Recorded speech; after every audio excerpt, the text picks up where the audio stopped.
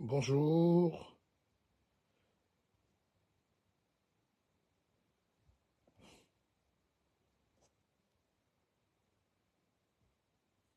Hmm.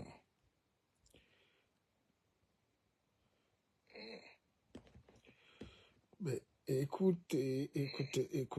Bonjour, merci de nous rejoindre. Ah, ça fait du bien de se parler. C'est vrai qu'on est sur des réseaux sociaux désormais très contrôlés. C'est la guerre médiatique, hein. Moi, je ne suis pas surpris. Vous savez, au début, Facebook avait ouvert et les gens ont pris beaucoup de pouvoir. Les abonnés, là, j'en ai 100 000 environ, hein, sur toutes mes pages.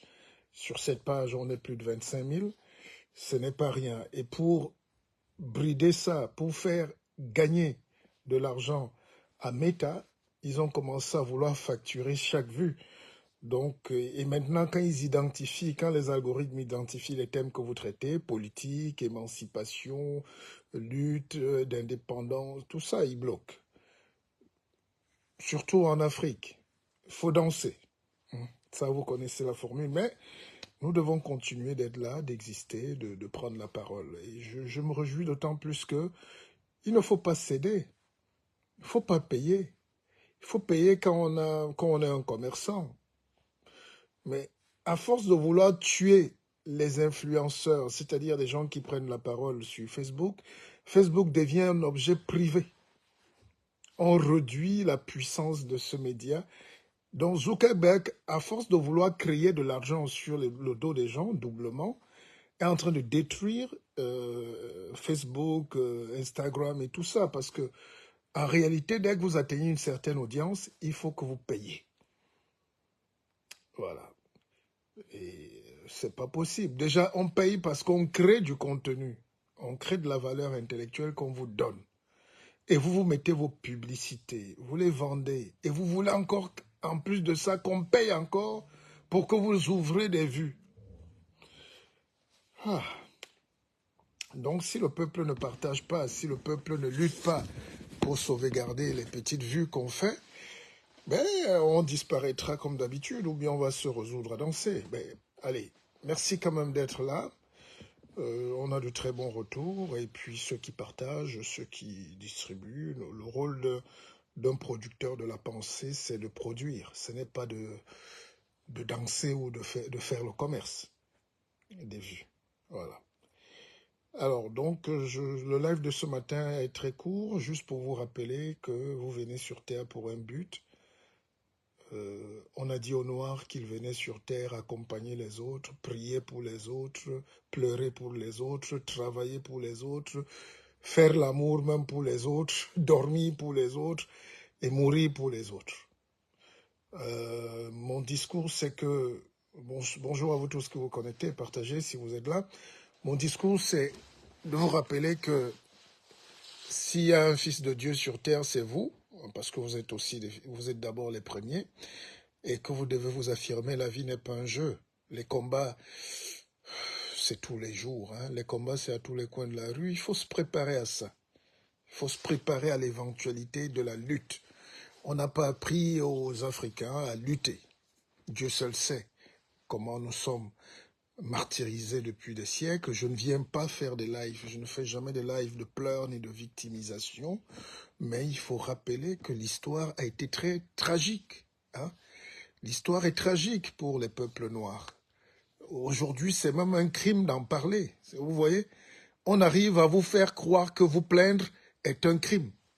Moi, je suis avec la communauté juive, c'est mes amis partout, c'est mes partenaires d'affaires. Il ne se passe pas un média, une minute, une seconde où les Juifs réclament et affirment leur volonté d'existence, pour ne pas dire de puissance. Et un peuple qui n'arrive pas à affirmer sa volonté de puissance est un peuple esclavagisé. L'esclavage n'a pas été créé aujourd'hui, c'est inhérent à la condition humaine. On a toujours pris les plus faibles. Voilà, donc, et ceux qui sont les plus faibles deviennent les plus forts et les bourreaux plus tard. Mais nous, on n'arrive jamais à sortir de cet enclos des plus faibles. malgré l'énergie qu'on dégage, malgré la force de créativité. Vous écartez le monde noir aujourd'hui de tout. La vie s'arrête, la vie est sans saveur, c'est comme un menu sans sel.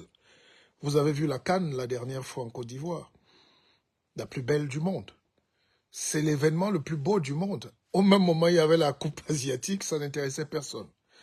Il y avait les coupes, les championnats européens. Moi, j'ai vu des matchs Barça, Real. Au bout de 10 minutes, j'ai zappé. C'était froid, c'était fade, parce qu'il manque du piment, de la magie, de l'étincelle. Donc, il faut donc savoir que vous avez le droit de vous battre, le droit d'être là, le droit d'exprimer vos talents. Le droit. Je considère souvent l'Africain qui vient sur Terre comme quelqu'un qui roule au bord de la chaussée sans avoir vraiment touché le bitume et il meurt, sans avoir produit ce qu'il avait à donner.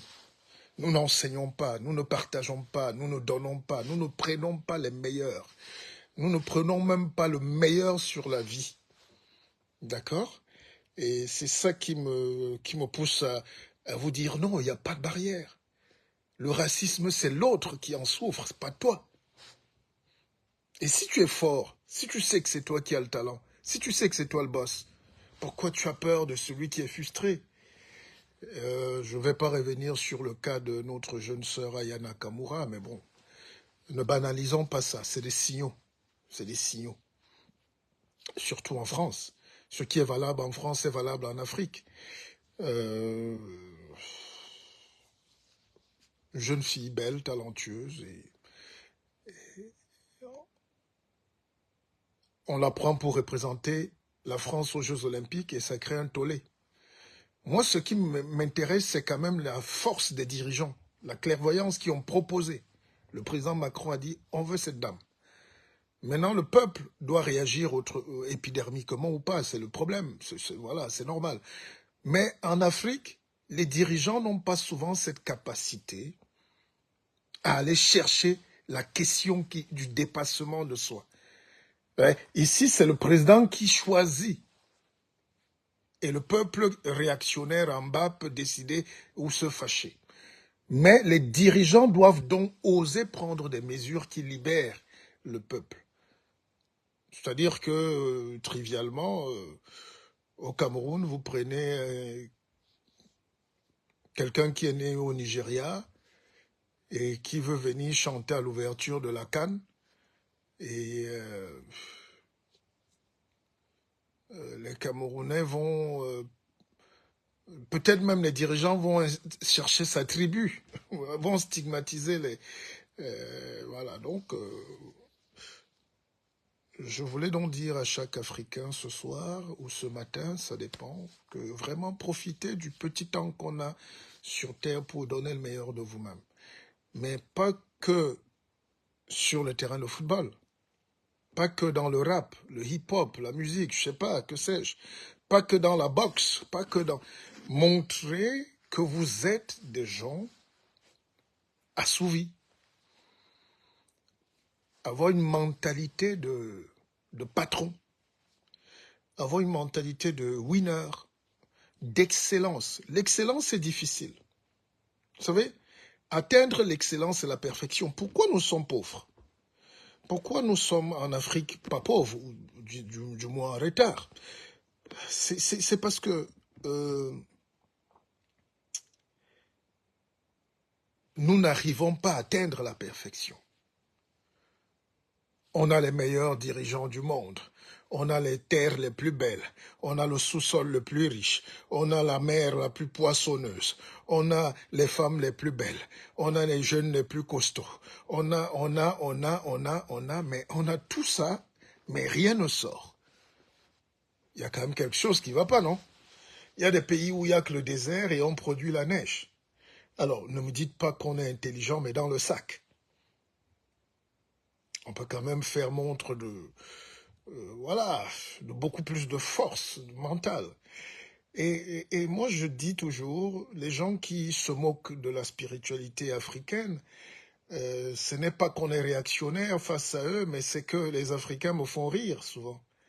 Soyez qui vous voulez, croyez en ce que vous voulez, mais ne me dites pas que 200 ans avant aujourd'hui, vous étiez où vos parents étaient des animaux quand même.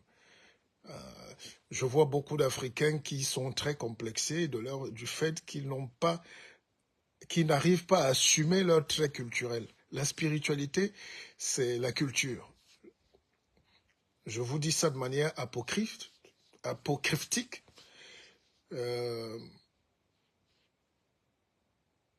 La spiritualité est le centre de la vie en réalité. C'est pas pour vous faire fuir, d'accord? C'est même pas pour qu'on soit en discorde. Mais je vous dis simplement que les gens sont venus chez vous avec l'intention de vous humilier, de vous rendre ouvrier toute votre vie, vos descendants avec. Ils ont utilisé la ruse et la subterfuge. Ils ont utilisé la violence. C'était le fusil, vous le savez. Et comme le fusil seul ne règle pas les choses, il fallait une deuxième force actionnée, qui est la force de la pensée. Aller détruire la substantifique moelle de la pensée chez les nègres pour en faire des valets. Voilà. Pour en faire des gens vidés de toute substance, qui se baladent, qui errent dans le monde, qui suivent. Moi, j'aime toujours quand je me retrouve en face de mes amis. Les gars discutent, on est en conférence, et puis quand il y a un Africain, bon, ils parlent toujours de confession, voilà, tel est de confession juive, l'autre est musulman, l'autre est chrétien, et on tombe sur un Africain, on dit, et toi tu es... Je sais pas. Je n'ai pas envie d'être tout ce que vous me citez, j'ai envie d'être moi. Je n'ai pas besoin d'être musulman pour être noir, pour être africain. Et là, les plus sceptiques des Africains vous disent, mais oui, mais pourquoi tu veux refuser la religion? Je vous dis donc que tout est lié. Tout est lié. Spirituellement, si vous donnez votre force énergétique à quelqu'un, c'est pas gratuit. Vous travaillez pour lui. Alors, je vois souvent certains panafricanistes qui sont en même temps très chrétiens ou très tout ce que vous voulez, musulmans, tout ce que vous voulez, croix rose, tout ce que vous voulez. Et ils s'étonnent, ils veulent l'indépendance de l'Afrique. Vous acceptez que vous êtes sujet. Vous appartenez aux égrégores de certains. Ces gens-là qui contrôlent votre économie, votre politique. Mais en même temps, vous réclamez la liberté. Mais la liberté est globale. Il n'y a pas un homme libre manchot. D'accord? Sauf si c'est manchot BBC. Il n'y a pas un homme manchot libre. Pas pour me moquer des handicapés, hein, il faut bien préciser. C'est pour dire que vous perdez l'autonomie. Quand on est amputé de la tête, quand on est amputé de la pensée, le corps peut être musclé, on va courir, on va boxer, on va gagner la médaille, mais le patron va nous payer. Imaginez que vous pouvez aussi être à la place du patron.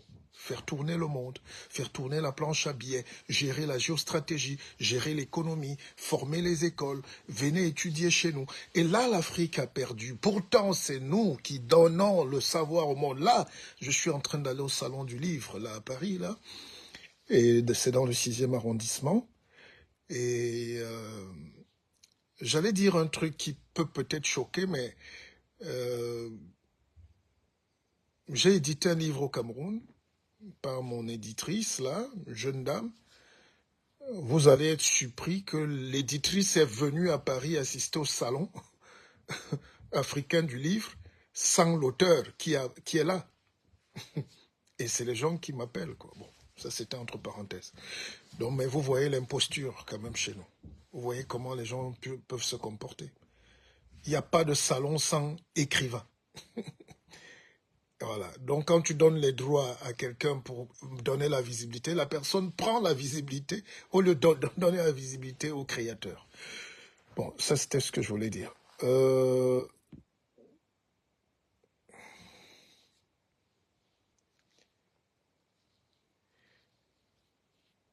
Quelqu'un me demande, bonjour le guide, est-ce que vous pouvez... déjà, la personne est polie, elle me dit bon week-end. Est-ce que vous pouvez m'expliquer la théorie de la feuille de Macabo et aussi votre théorie du pygmée au milieu de feux de bois? Mais achetez les livres. On ne va pas tout expliquer ici. Hein? Ben, donc, j'étais en train de dire que regardez comment c'est là où l'intelligence est fascinante. La civilisation occidentale est vide à la base. Elle est vieille peut-être, mais elle est vide. Les Romains vont se balader chez les Juifs, on va dire en Palestine, et ils découvrent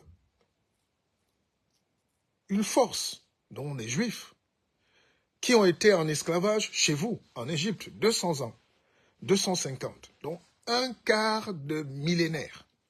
Les gens ont été vos esclaves. Maintenant, ils fuient, ils arrivent chez eux en Palestine. Et puis les Romains et les Grecs sont les patrons de ce coin. Et puis il y a un enfant, nous dit-on, qui est né, qui vient sauver ce peuple. Et il arrive, il libère ce peuple. Mais on le tue parce qu'il déstabilise l'ordre colonial. Il libère, c'est un révolutionnaire. Ce jeune type qui meurt à 33 ans, nous dit-on. Et on attend, écoutez bien, 90 ans, 100 ans, pour célébrer le gars en écrivant, en disant, ce type-là a vécu il y a 100 ans, il était... Ben, c'est quand même énorme, un siècle pratiquement. Bon, admettons. Mais maintenant, les Occidentaux prennent ce truc-là, ils vont le travailler à Constantinople, et ils créent une religion sur la base des gens qu'ils sont allés écraser, qui avaient un messie. Donc, l'Europe, aujourd'hui, dit qu'elle est de culture judéo-chrétienne. Et puis, 600 ans après, il y a la religion d'Abraham qui est transformée en, voilà, Mahomet, tout ça, là, l'islam. On écrit un autre livre qui a les mêmes similitudes que ce qui est déjà là. Et la Bible, et le Coran, et l'Ancien Testament, et le Talmud, tout ça c'est grosso modo les mêmes histoires. Ou la même histoire, mais vue d'un point d'angle différent. Vous comprenez donc aujourd'hui que la guerre israélo-palestinienne, qui, même si on dit Gaza contre ceci, est toujours une guerre à la base, de point de vue, de religion, de distanciation par rapport à la vérité. Alors, vous allez me dire, qu'est-ce que nous on a à voir là-dedans? Mais moi, j'admire tous les Africains qui sont tellement chrétiens et tellement musulmans. Allez là-bas, allez vivre là-bas. Vous déportez trop d'énergie, vous croyez trop, d'accord? Plus qu'en vous-même.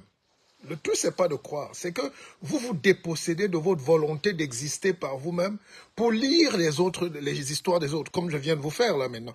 Imaginez que chaque matin, je vienne vous raconter la vie et ceci des autres. Ça se passait comme ça en Judée, en Palestine, en ceci. Et puis ça va vous barber à la fin. C'est vide. Pourquoi? Parce que intérieurement, moi-même, de ma propre culture, on my own opinion, je n'ai rien à vendre à mon peuple. Je n'ai pas de récit à raconter. L'Africain, même le plus moderne aujourd'hui, ne peut pas citer au-delà de son père ou de sa mère sa lignée. Il y a certains qui ne savent pas qui était leur grand-père. Alors, ne remontez donc pas sur 5 générations. Faites ce travail dès aujourd'hui, ça vous aidera. Commencez à fouiller. Qui êtes-vous? D'où venez-vous? Vous allez voir que, même si vous êtes en France, même si vous êtes au Canada, que vous soyez américain, vous n'êtes pas les descendants de De Gaulle. Alors, donc, quand on a déjà conscience de cette force-là, c'est là où on entame les premiers pas de la libération. Mais je disais que la civilisation chrétienne, par exemple, la civilisation est occidentale ou occidentiste. C'est une civilisation de la prédation quand même. Et de beaucoup de culot. On dit souvent aux Africains, oh, soyez humbles. Mais celui qui te dit d'être humble, c'est celui qui te vole. D'accord? Celui qui ne veut pas voir ton talent éclore, qu'est-ce que tu dis? Oh non, tu peux. Oh, donne vite la passe. Oh, libère le ballon. Oh non, ne dribble pas. Ne fais plus du spectacle. Tu te vantes. Sois pas beau. Ne le dis jamais. Eh bien oui, dès que vous commencez à dire ça à vos enfants, en les cognant à l'école, en les brimant à tout bout de champ, pourquoi vous voulez avoir des citoyens qui, une fois aux affaires, peuvent rêver grand et développer leur pays? C'est paradoxal, non? Mais vous dites aux gens dès le bas âge qu'ils ne sont rien, dans les familles, hein, à l'école, tais-toi, ne crée rien, brimade sur brimade. Quand le gars est sous-préfet ou gouverneur ou ministre ou je sais pas quoi, le rôle qu'il a intégré, c'est la brimade. Il faut qu'il brime. Mais allons plus loin. Je voulais dire que, vous voyez la question tout à l'heure que l'auditeur m'a posée. Elle est très importante. La théorie du pygmée au milieu du feu de bois. Ça, c'est à enseigner dans toutes les écoles de stratégie du monde. Mais avant de commencer, j'allais dire que les pygmées qu'on insulte en Afrique, c'est juste nous. C'est juste les Bantous, c'est juste vous, une partie de vous, qui a refusé d'aller se livrer aux colons et qui allait se cacher dans la forêt, dans les montagnes, les collines, les plaines, sous les arbres. Et ils en sont sortis au bout de 1000 ans et ils ont découvert que tout le reste des frères sont devenus des hommes civilisés, donc esclavagisés. Et ils sont devenus esclaves de leurs esclaves parce qu'eux, ils ont la culture, ils ont la force, mais ils n'ont plus les moyens de transmission. Ils boivent de l'alcool, le dental, la cigarette, ils se droguent parce qu'ils sont complètement largués. Ils étaient fermés. Mais la force occidentale, c'est quoi? C'est l'observation qui précède la création. Parce qu'avant, il y a ce qu'on appelle en science la sérendipité. C'est-à-dire tout ce qu'on crée provient généralement d'un hasard. Mais il faut que le hasard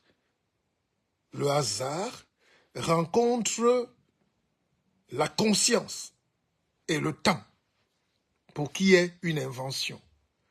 Les Africains ont tout inventé, mais ne savent pas comment le hasard doit rencontrer la lucidité, la conscience là. C'est la curiosité et le hasard, l'étonnement.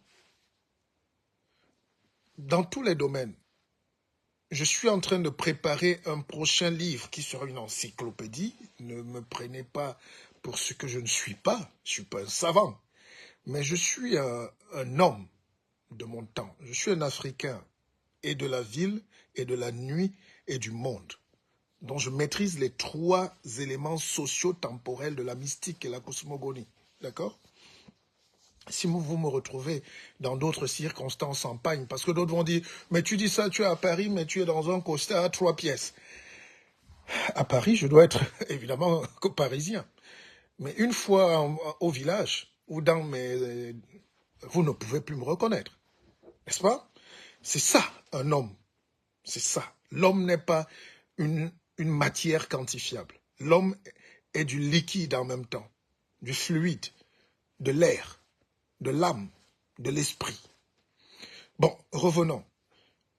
J'étais en train de dire que je suis en train d'écrire, là je suis déjà à près de 150 pages, j'espère que ça servira pour nos enfants, une encyclopédie pour démontrer l'imposture, par exemple, de la médecine. C'est incroyable. Tout ce qu'on a en médecine, quand vous voyez une pharmacie qui brille, dites-vous que les 80% de ce qu'il y a là-dedans, c'est le produit de votre culture, de vos ancêtres. C'est votre culture qui a été travaillée. On a trouvé les principes actifs, on a trouvé le principe chimique.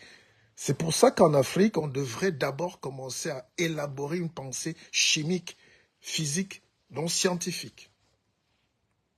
La littérature est scientifique, hein, donc c'est une science humaine. Mais je dis, il y a des sciences appliquées. Il y a des sciences pointues.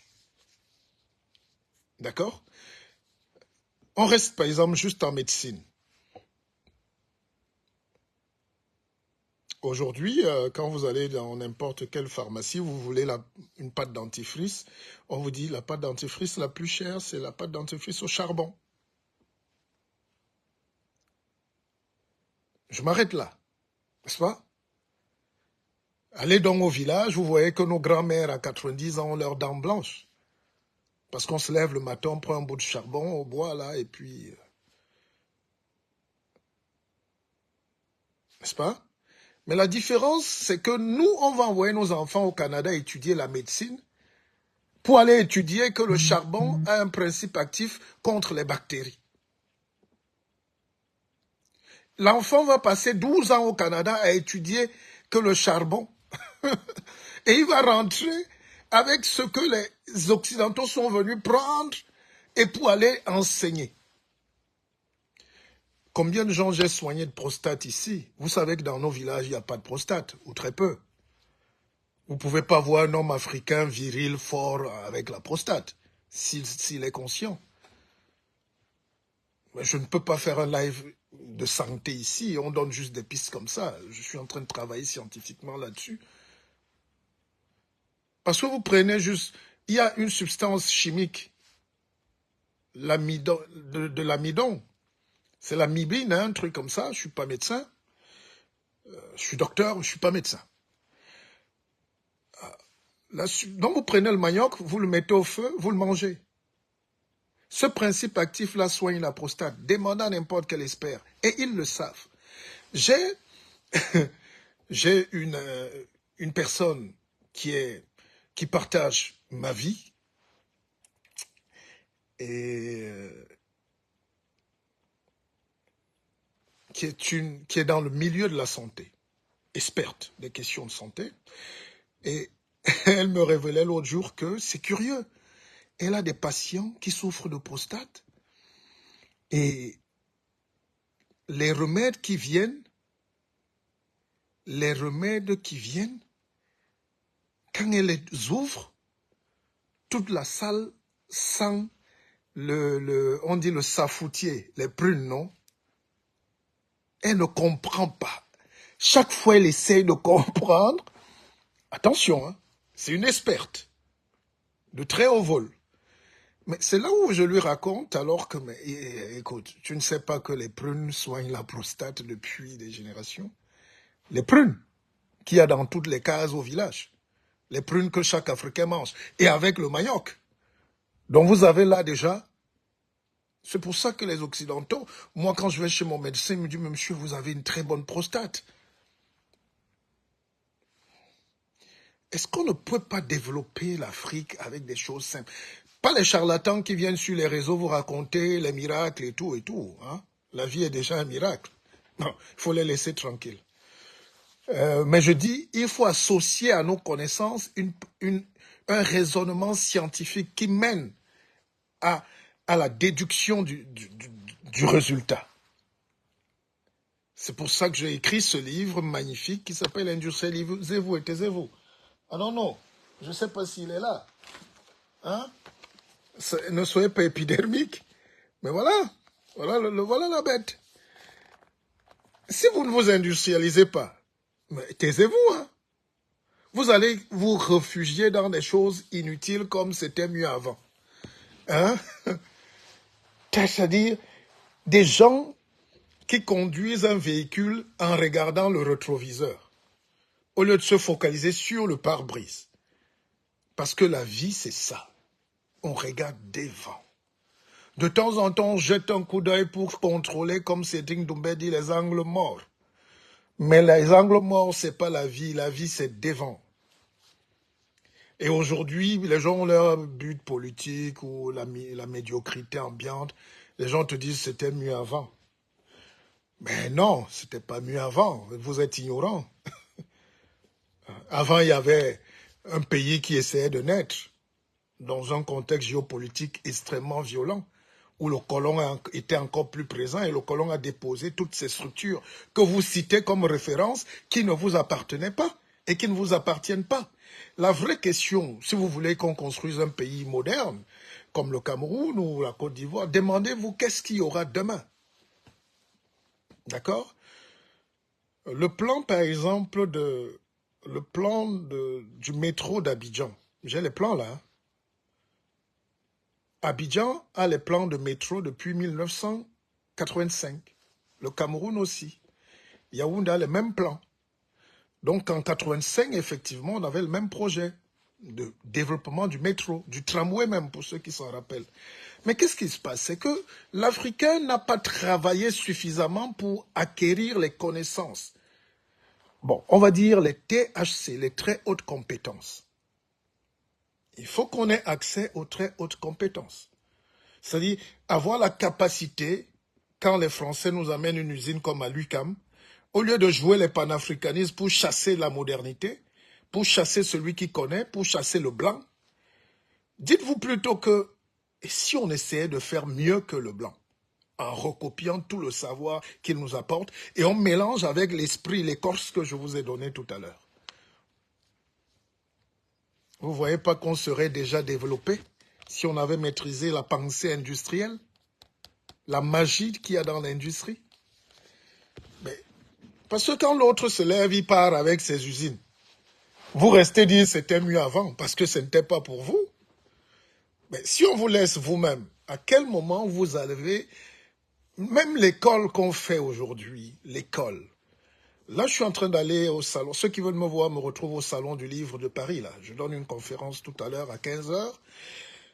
Et je vais revenir là-dessus parce que les gens nous demandent, mais pourquoi l'Afrique, avec tous ces agrégés?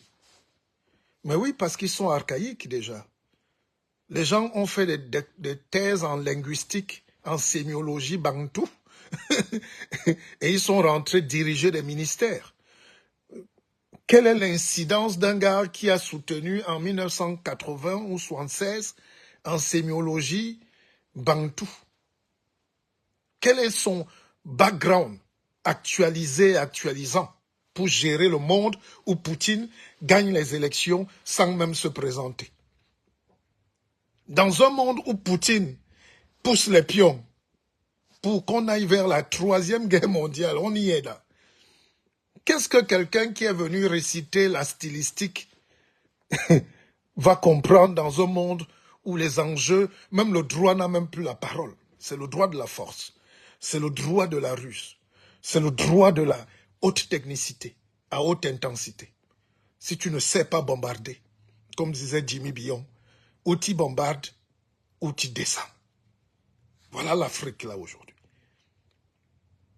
D'accord?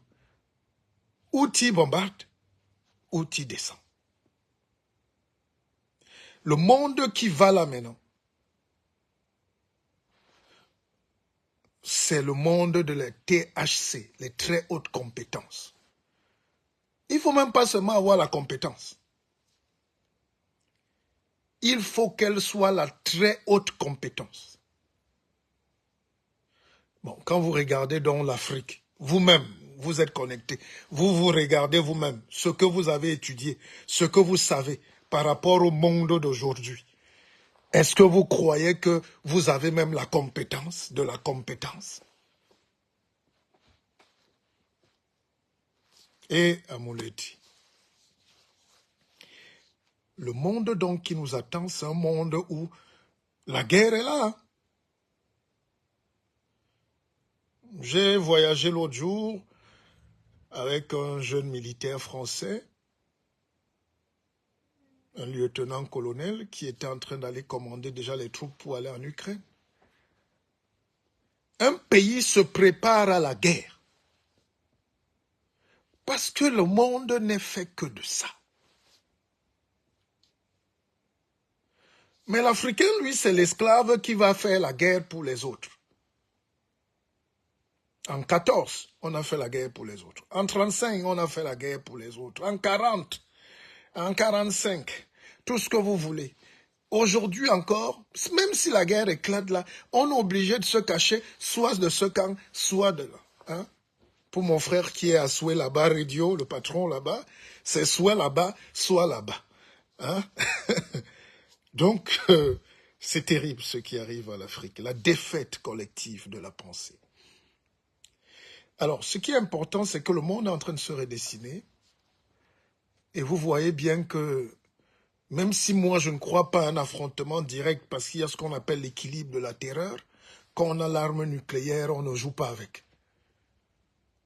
Vous pouvez faire là, mais le gars qui appuie là, même Kim Jong-un, le Corée du Sud, là, avec ses pantalons Aurelius Mabele. S'il appuie un bouton, là, vous disparaissez. C'est pour ça que j'avais pensé que les connaissances en Afrique devaient d'abord être mystiques.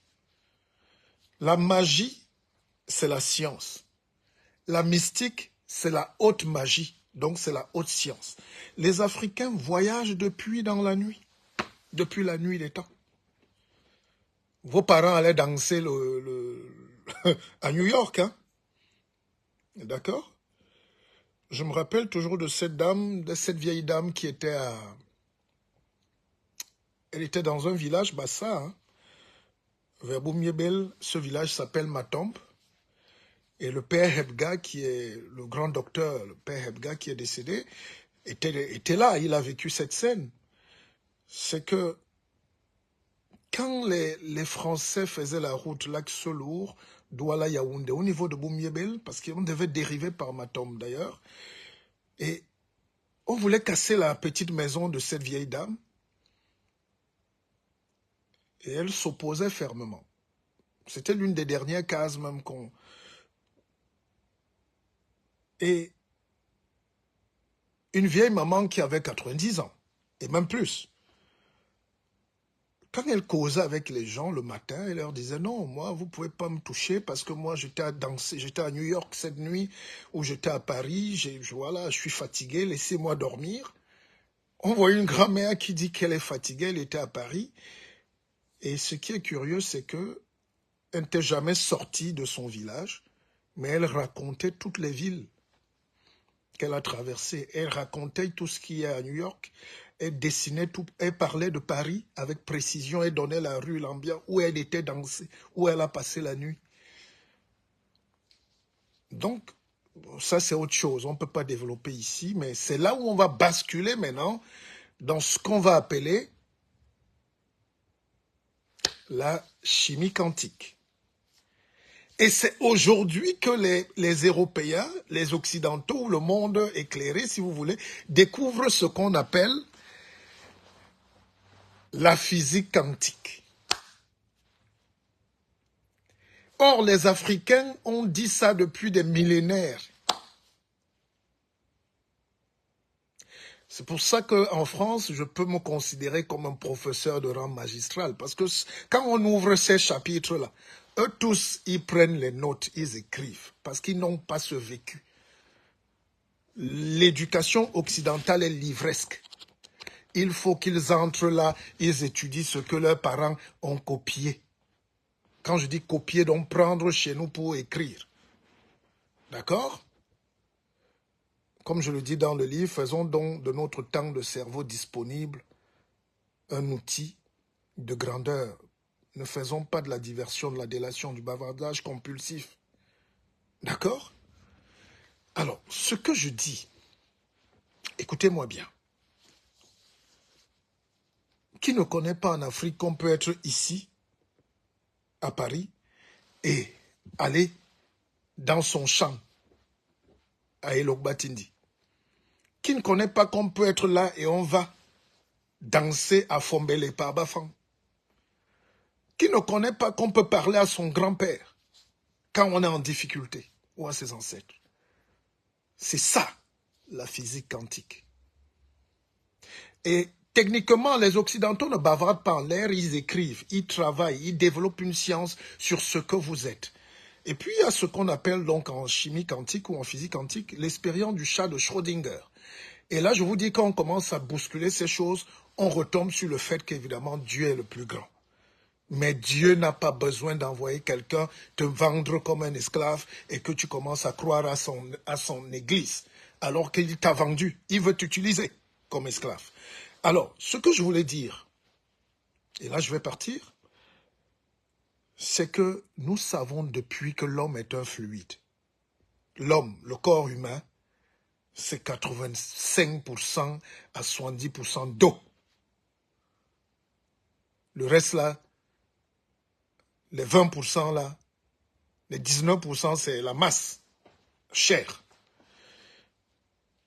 Et puis il y a les 1% qu'on ne peut pas quantifier en réalité, qu'on appelle l'esprit. Donc il y a l'âme et il y a l'esprit. Aujourd'hui, les penseurs pensent même que le cerveau humain, c'est une petite boule, hein, qui pèse rien du tout.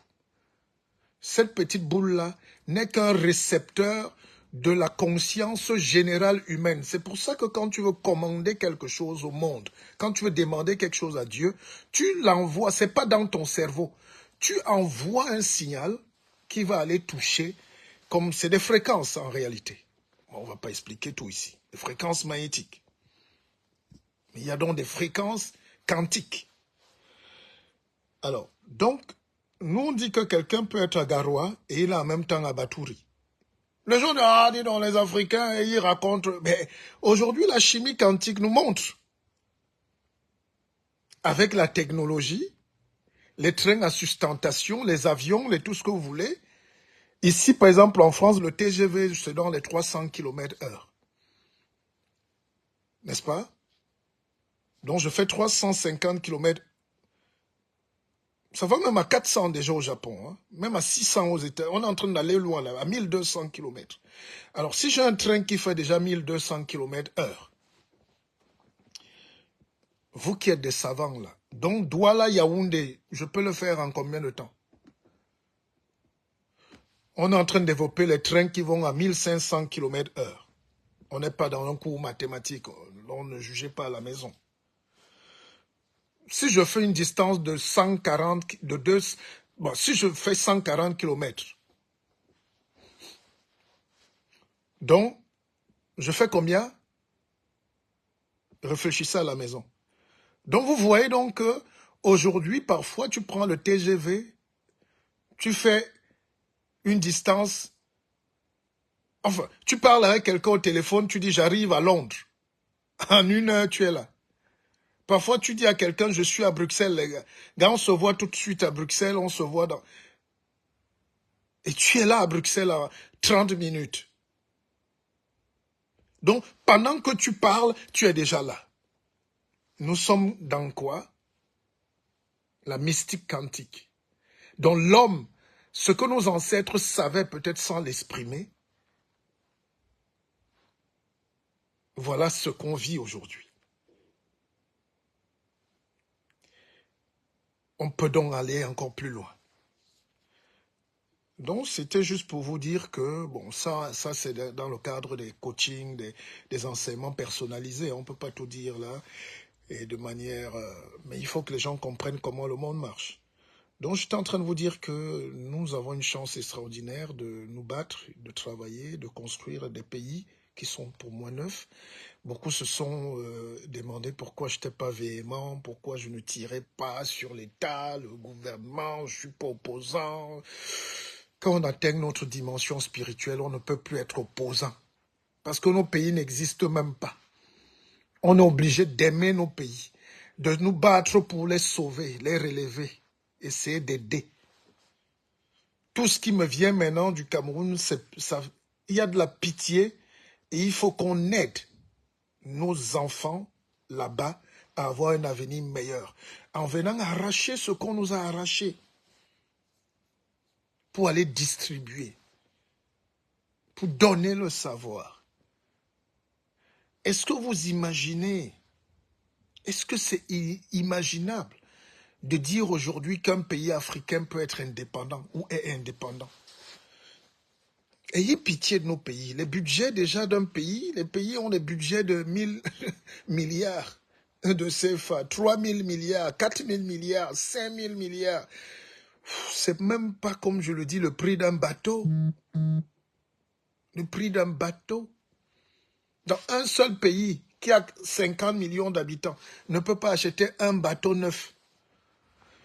Alors vous comprenez donc qu'il faut qu'on réfléchisse à nouveau sur un projet idiomatique, politique, mystique, cosmique, spirituel, économique.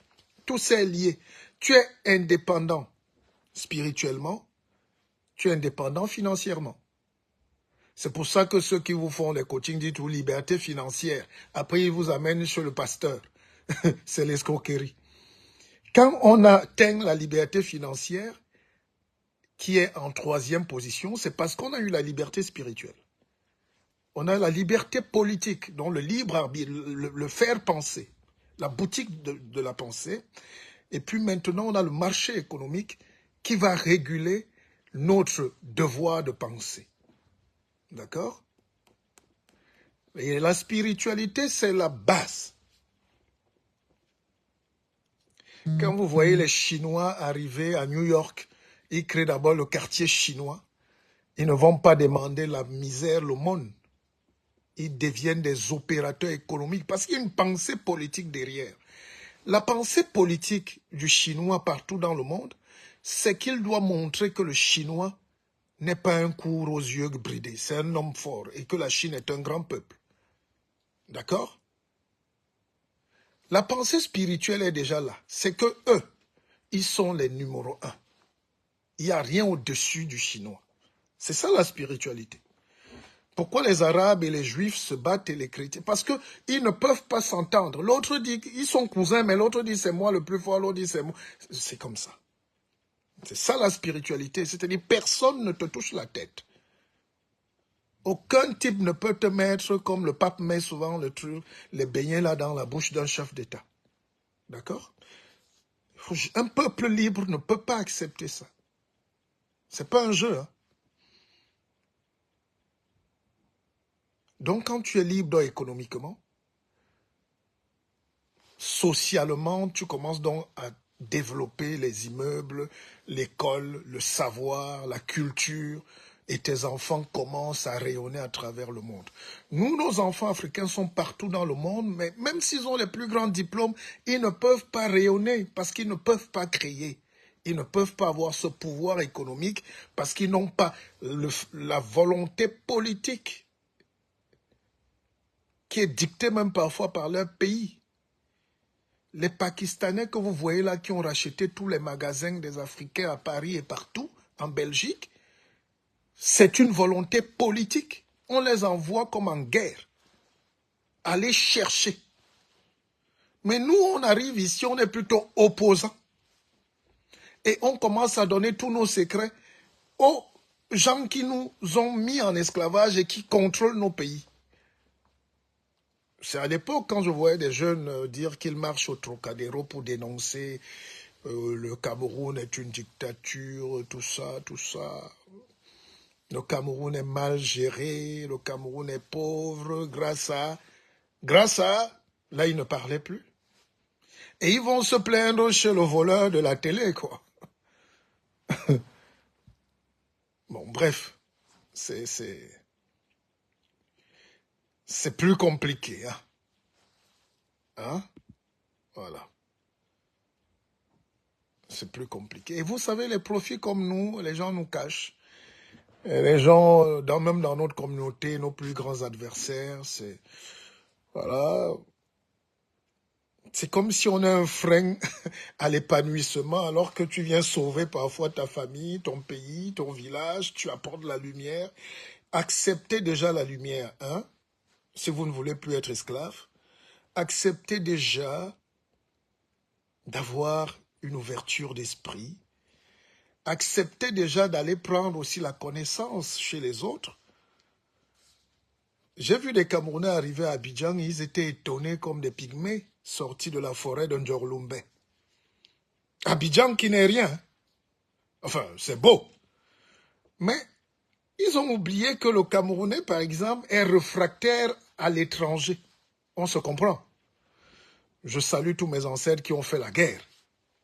Mais après la guerre, on fait quoi?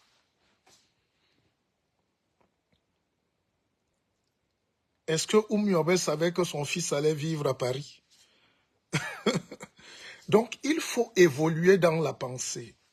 C'est la conscience spirituelle donc qui nous rappelle que même si on est parti du Cameroun, même si on est à l'étranger, même si on est devenu citoyen anglais, allemand, portugais, on est spirituellement attaché à quelque chose de très profond.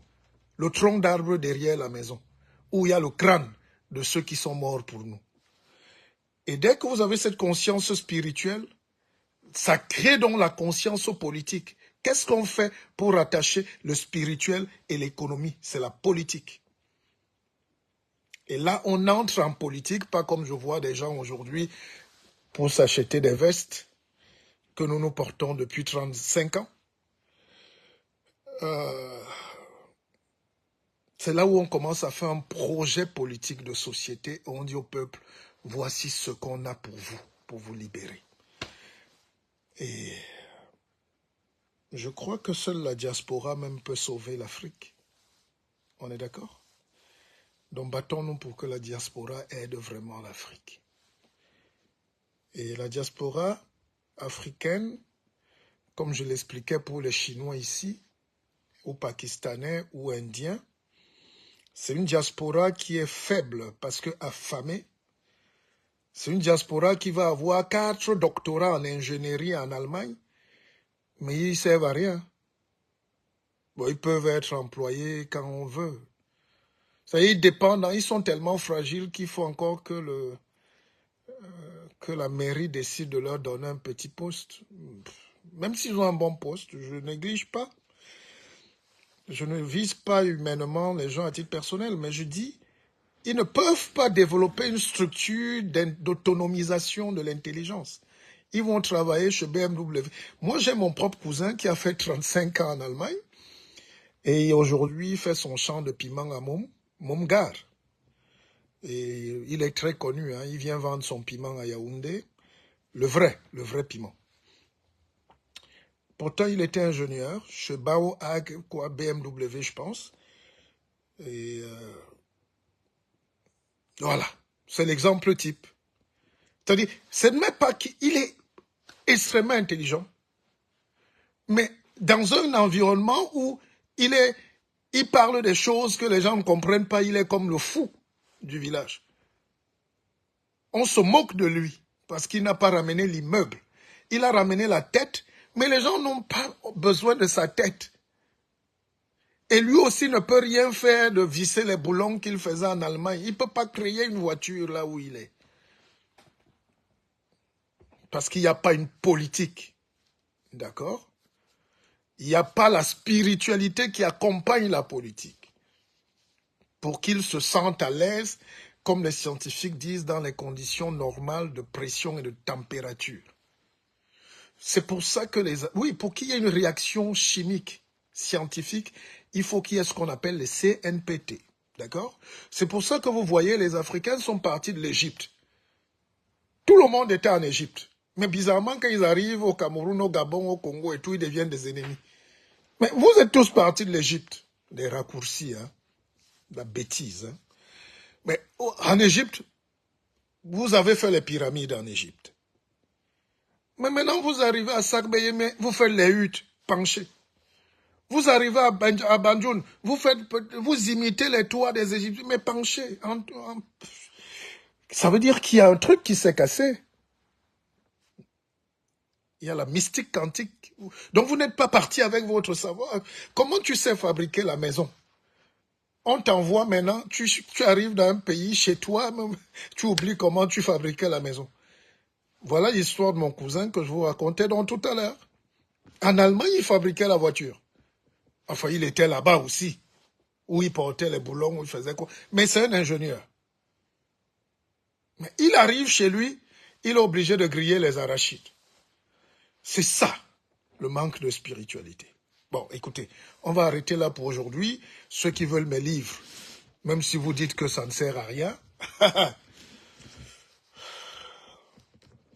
celui qui n'a pas de connaissance n'existe pas dans ce monde. Hein. Écoutez les lives, ça fait du bien, mais mettre quelque chose dans la tête qui se grave parce qu'on sait lire, on a compris, monsieur, ça n'a pas de prix. Alors là, vous pouvez les acquérir. Là, c'est mon tout dernier. Il y a l'autre qui est plus spirituel, c'est « Et si on s'augmentait ?» Spiritualité, éveil et argent. Mais si vous n'avez pas la spiritualité, vous n'avez pas d'argent. Vous n'avez pas d'argent, vous n'avez pas d'éveil. C'est pour ça que vous donnez 1000 milliards à un chien. Il reste toujours un chien, non? Vous n'avez pas dans vos villages les gens qui ont eu les milliards. Dès qu'ils meurent, là, on te dit même qu'il y avait quelqu'un ici qui prenait les jets privés. Parce qu'il n'y a pas de spiritualité. Et c'est pas son argent. L'argent, c'est magique. Hein? Allez, avant de partir, faites un vœu. Demandez le nombre d'argent que vous voulez. Vous l'écrivez sur un bout de papier. Et puis vous me contactez après. Vous allez me dire si vous n'allez pas recevoir cet argent. C'est ça la vie. Et les grands maîtres qui contrôlent ce monde savent que c'est ça. L'argent n'existe pas. C'est un fluide. Alors, on ne fait pas des formations pour dire aux gens, vous allez devenir millionnaire. Parce que le gars se lève souvent, là, il sort de son champ, il joue au loto, il est millionnaire. Parfois, tu croises quelqu'un dans l'avion, il te donne sa mallette, il dit, petit, fuis avec. Parfois, tu dors, tu te lèves, tu crées une boutique, quelqu'un vient racheter.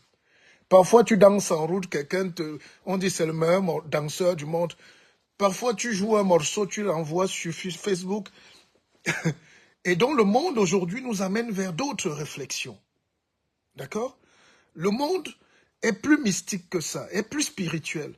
Et le seul peuple au monde qui n'a pas de spiritualité, malheureusement, c'est les Noirs, c'est les marchepieds, c'est les serpillères du monde. Et ça ne dérange absolument personne. D'ailleurs, pour sortir, j'ai la chance, moi j'aime particulièrement le peuple juif. Hein. Il y a beaucoup de Noirs qui disent qu'ils sont juifs. Ou c'est les Shirazades, je ne sais pas quoi. Mais je pense qu'il y a un lien. Il y a une histoire de force dans le peuple juif qui devrait inspirer les Noirs partout où ils sont dans le monde. Parce que voilà des gens, ils sont 7 milliards. Pardon, nous sommes 7 milliards, n'est-ce pas? Les humains. Eux, ils sont 7 millions. Ou grosso modo, pas 10 millions quand même. Et puis, ils ont connu des tragédies. Hein.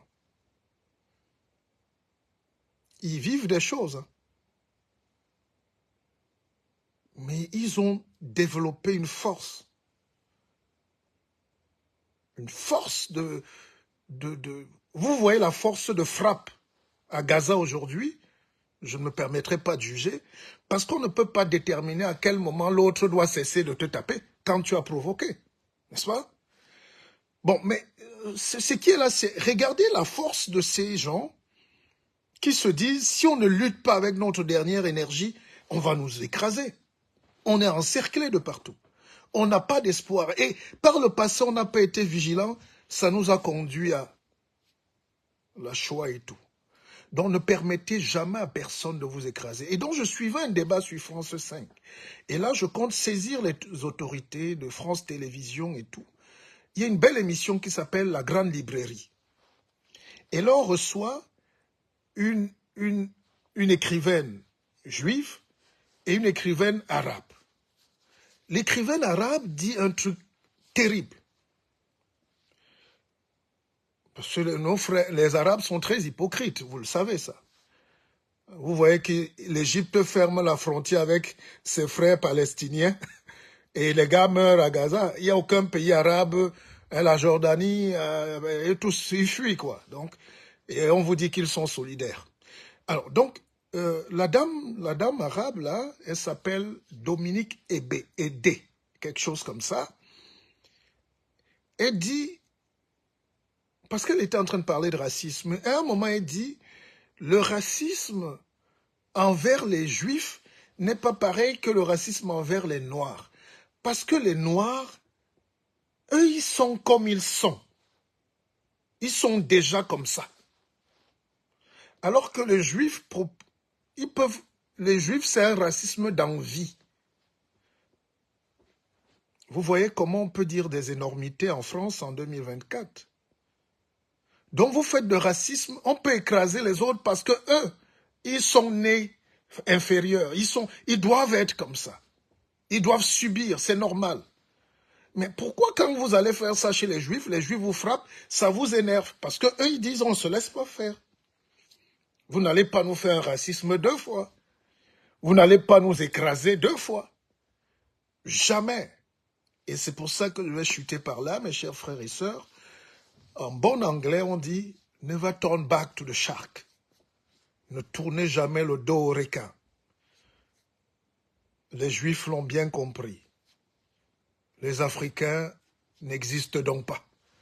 Parce qu'eux, ils ne font que tourner le dos au requin. Et c'est pour ça qu'on a l'impression que l'histoire se répète. On ne peut pas avoir un continent où coule l'eau et le miel, le lait et le miel, et nos enfants coulent sous les ponts, sous la Méditerranée, sous la misère. C'est eux qu'on stigmatise, c'est eux qu'on jette à la vindicte. Il n'y a personne pour défendre un noir dans ce monde. Personne. Et il est temps d'assumer, à défaut de sa volonté de puissance, il est temps d'assumer au moins sa volonté d'existence, sa dignité. Et je m'arrête là pour aujourd'hui. On se voit au salon du livre. À tout à l'heure. I love you, man.